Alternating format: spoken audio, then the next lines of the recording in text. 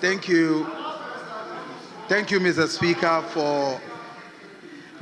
thank you for the opportunity to contribute to this very important statement about election-related violence and the calls for justice.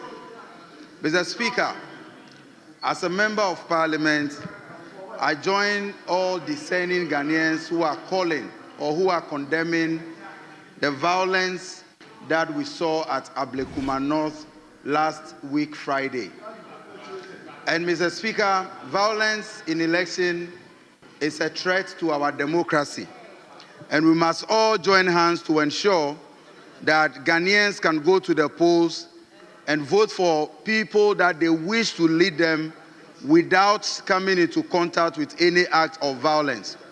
However, Mr. Speaker, I find it very, very intriguing that the call for justice and the condemnation of what happened at Ablekuma North is coming from the minority side.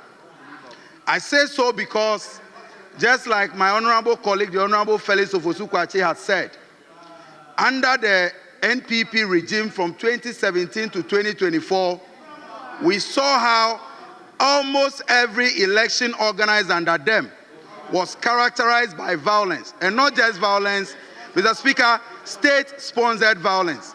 Mr. Speaker, I stand here in this house today as a survivor of the January 2019 Ayawa West Wugon by-election violence. Mr. Speaker, I went to the Legon Hall polling station as a national executive of the NDC, properly accredited by the Electoral Commission.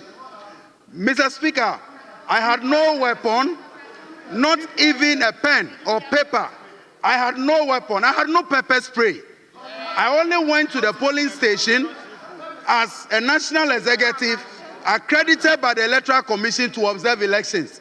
But Mr. Speaker, men cladded in national security apparel moved to me and attacked me. They did so in the presence of the military, and that is why I am surprised that the former defense minister, under whose watch we saw the military used for such pettiness, could today be demanding for investigation. What did he do when he was Minister for Defense? Mr. Speaker, right in front of the military, in front of the police, I was attacked in front of NPP National Executives. I have records, their voices, pictures of NPP officials who praised and even mocked Sam George and I that they could have done better or the tax should have beaten us better. Mr. Speaker, I condemn violence, but my point is that he who calls for equity, if you cannot come with clean hands, at least hold a hand sanitizer. What happened to the recommendations of the Ayawa West Wugon by elections? So today, if they sit in this chamber and pontificating and pretending as though this is the first time, Mr. Speaker, like I said, I went to the polling station with no weapon, and yet I was attacked. Mr. Speaker, in 2020, I was at Techiman South, again, as an observer. I saw how people in military uniform opened gun on NDC supporters, and the videos are there. I can share for the records. So if today the preaching in this house is as though for the first time we have seen, and like I said, I also support the call that let's condemn violence. But like I'm saying, those who are calling for the justice should remember that just like the former minister said, crime has no expiry date. There are victims of Ayawa West Wugon violence today. Some of them have been amputated. They are demanding for justice. All the families of the 8 people who died in the 2020 elections, their families are demanding for justice. Mr. Speaker, people who were brutalized in Banda during registration because they were Votarians and they were being prevented from registration right in front of us, their families are demanding for justice. Mr. Speaker, the families of the people that were brutalized in Kasua, including the people that Hawa Kumsin herself admitted shooting at them, those families are equally calling for justice.